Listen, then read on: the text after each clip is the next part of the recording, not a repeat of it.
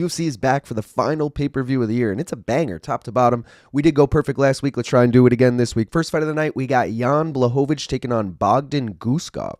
So Blachowicz is 29-11-1. That is 12-8-1 in the UFC. Guskov is 18-3. That is 4-1 in the UFC. Blachowicz is winless in 4 of his last 5 fights. Guskov has won 4 straight, all 4 of those coming by finish. Yan Blachowicz is 42 years old. Bogdan Guskov, 33 years old. I was really torn here on what to take as far as these two props, debating between these two, and I'm like, fuck, man, I really don't know. But at the end of the day, I'm riding with the over 1.5. It's minus 180. I'm going to parlay it. I'll get to it as I go. Blachowicz has hit it in 7 straight fights, which is great. I love that.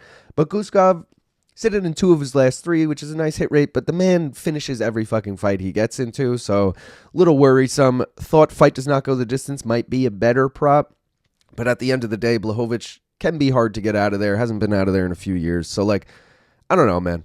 I'm riding with the over 1.5. It's a reluctant ride, but we're taking it. Let's go. If you're looking for anything else to take, just mention fight does not go the distance. Minus 160. It's debating with it. 22 of Blachowicz's 41 pro fights have not gone the distance, and 20 of Guskov's 21 pro fights have not gone the distance. That is 68% combined.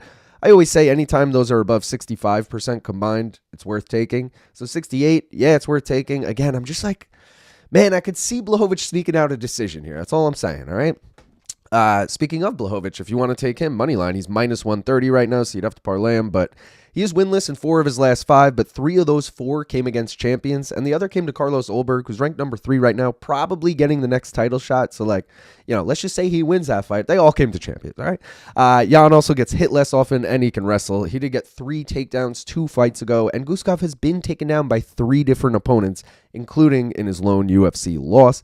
But if you like Guskov, take him by finish. It's plus 180. All 18 of his pro wins have come by finish, and Blachowicz has been finished 4 times before, and he's 42 years old. Like, the chin's going to go at some point, as if it hasn't already. Next fight of the night, we got Henry Cejudo taking on Payton Talbott.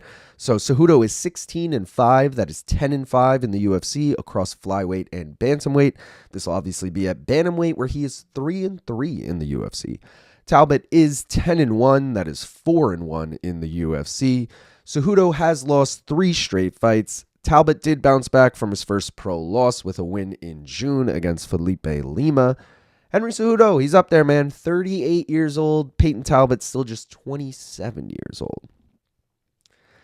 Man, all right, I was like kind of leaning one way here. Then I saw the odds, and I was like, okay, well, I have to just take that now. So I'm running with Henry Cejudo money line here, plus 240. Truth be told, Henry Cejudo, probably my least favorite fighter out there. Bet on him last time with Song Yadong. Betting on him again here, so it's a very reluctant bet, but I just feel like the value here is way too much. He has lost 3 straight. 2 of those came to champions, and the other was weird with the eye pokes, let's be real. And Jason Herzog, looking at you, bro. He is a former gold medalist, Olympic wrestler, and has taken down 12 of his 15 UFC opponents, including Merab. People don't want to talk about that. He took down Merab. Talbott, taken down 11 times in his last 2 fights, including Raoni Barcelos took him down 8 times. Raoni Barcelos is also like 38 years old. You don't think Olympic gold medalist Henry Cejudo can also do that? I'm hoping he can. Let's fucking go, Henry. Plus 240. We riding all day. If you're looking for anything else, take the over 2.5 is minus 235, so you'd have to parlay it. Cejudo has hit it in 4 of his last 5 fights, and Talbott has hit it in 2 straight. And if you like Payton Talbott, just take him by decision. It's plus 110. Only 2 of his pro wins have come by decision, but his last win came by decision, and Cejudo's last 4 losses have come by decision. So he's been losing by decision a lot. Next fight of the night, I feel like this one's flying under the radar. Brandon Moreno taking on Tatsuro Taira. So Moreno is 23-8-2. That is 11-5-2 in the UFC. Taira is 17-1. That is 7-1 in the UFC. Moreno has won 3 of his last 5 fights. Taira did bounce back from his first pro loss with a win in August against Hyung-Sung Park. Moreno, 31 years old. Tatsuro Taira, 25 years old. I feel Tatsuro Taira could lose this fight. He could lose his next fight and still be champion one day. Like this man, 25 years old, we got plenty of time with you, Taira. You can come up short here. And I'm only mentioning this because you already know I'm taking Brandon Moreno as a fucking dog.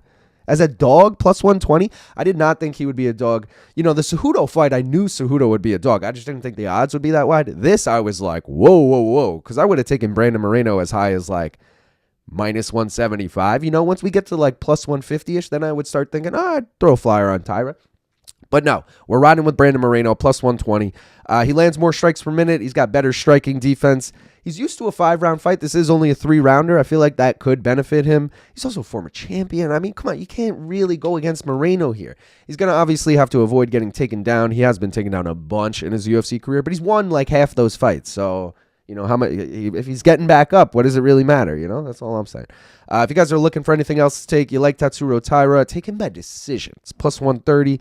Only 2 of his 7 UFC wins have come by decision, but Moreno has never been finished before. All 8 of his pro losses have come by decision. The over 2.5 is minus 325, hefty price, but Moreno's hit it in 9 straight fights, and Taira's hit it in 2 of his last 5, which really isn't that good of a hit rate. And if you like Moreno, you want a little extra on it, take him by decision. It's plus 160. 5 of his 11 UFC wins have come by decision, including 2 straight, and Taira's lone pro loss came by decision. Co-main event, and it's a banger. Alexandre Pantoja taking on Joshua Van. So Pantoja is 30-5. That is 14-3 in the UFC. Van is 15-2. That is 8-1 in the UFC. Pantoja has won 8 straight fights. Joshua Van has won 5 straight fights. Pantoja, 35 years old. Josh Van, 24 years. I was just saying Taira's only 25. Josh Van is only 24. This man is fighting for a fucking title. Crazy. Either way, though, you can't bet against Pantoja, bro. I'm riding with Pantoja. Money line here, minus 220. I'm parlaying it. I'll get to it in the main event. He's taken down his last 5 opponents at least 3 times each. We're not talking 1 takedown. We're talking 3 each, at least. And Van was taken down by more than half of his UFC opponents. He's got 9 UFC fights. 5 of them took him down, bro. Like, he's not that hard to get to the ground. The thing is, he does get right back up. But against Pantoja, I don't know if you're going to be able to get back up.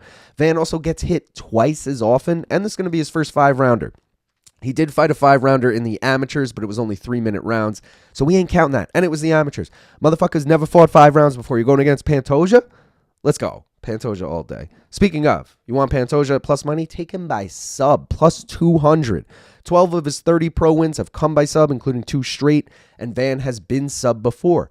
Not only that, 9 of those 12 sub victories for Pantoja were rear naked chokes. Joshua Van's lone submission loss, you guessed it, a rear naked choke. So if your books offer that, take Pantoja by rear naked choke. I'll say that much. But yeah, plus 200 Pantoja by sub. Fight does not go the distance is minus 150, so you'd have to parlay it. 20 of Pantoja's 35 pro fights have not gone the distance, and 11 of Van's 17 pro fights have not gone the distance. That is 60% combined. Doesn't meet the 65, but, I like it either way. And the over 2.5 is minus 220. Obviously, this is a 5-round fight, but either way, you'd have to parlay it. Pantoja has hit it in 3 of his last 5, and Van has hit it in 5 straight. Main event, we get the rematch. Merab Dvalishvili taking on Petr Yan. It's a rematch from March of 2023. Merab won 50-45 on all 3 judges' scorecards. He also shot 49 takedowns. He only got 11, though. But either way, 49. Merab, 21-4. That is 14-2 in the UFC. Yan is 19-5. That is 11-4 in the UFC. Merab has won 14 straight fights. Yan has won 3 straight fights. Merab, 34 years old. Yan, 32 years old. I mean, I feel like you guys could just fast forward through this if you know me at all. You know we riding with Merab Dvalishvili money line here, minus 400. I'm parlaying it with Pantoja money line and my very skeptical over 1.5 in Blachowicz Guskov. Those 3 together get us plus 183. Merab, he averages almost 7 takedowns per 15 minutes. This is a 5-round fight. That's closer to 11 takedowns per 25 minutes. Also, he got 11 takedowns in their first fight. Just saying. Yan was taken down by his last 5 opponents, and he gets hit twice as often as Merab. Merab also clearly won the first fight. It was only 2 years ago. Why are we doubting him now? We're not. Let's go, Merab. If you're looking for anything else to take, the over 4.5 is probably the heftiest over 4.5 I've ever seen. Minus 410. I don't even know if I should tell you to throw that in a parlay. I don't even think that's worth it, to be honest. But anyways, Merab's hit it in 4 of his 5 5-rounders in the UFC, and Yan has hit it in 5 of his 6 5-rounders in the UFC. That is 82% combined. They obviously both hit it in their first fight. Merab by decision is minus 200. You have to parlay it. 16 of his 21 pro wins have come by decision, and Yan has never been finished with I'm worth 100,000 like Woodrow. When a ball call me Wilson, going overboard at the Hilton.